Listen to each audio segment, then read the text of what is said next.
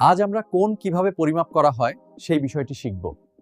দুটি সরল রেখা যখন একটি বিন্দুতে মিলিত হয় তখন যে আকার তৈরি হয় সেটাই কোণ। কোণ পরিমাপের একক হল ডিগ্রি। আমরা ডিগ্রি চিহ্ন দিয়ে কোণের মান প্রকাশ করি। কোণ পরিমাপ করার জন্য আমরা যে যন্ত্রটি ব্যবহার করি তাকে প্রোট্র্যাক্টর বলা হয়।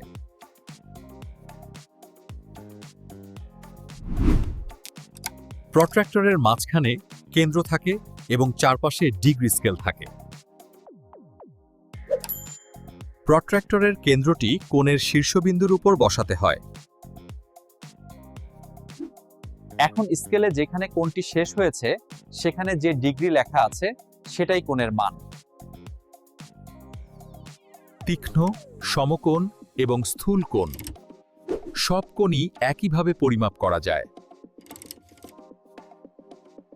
ভুল জায়গা থেকে স্কেল পড়লে কোণের মান ভুল হতে পারে। চলো আমরা একটি কোণ ধাপে ধাপে পরিমাপ করি। আজ আমরা ডিগ্রি, প্রোট্র্যাক্টর এবং কোণ পরিমাপের ধাপগুলো শিখেছি। বাড়িতে প্রোট্র্যাক্টর দিয়ে কোণ পরিমাপের অনুশীলন করবে।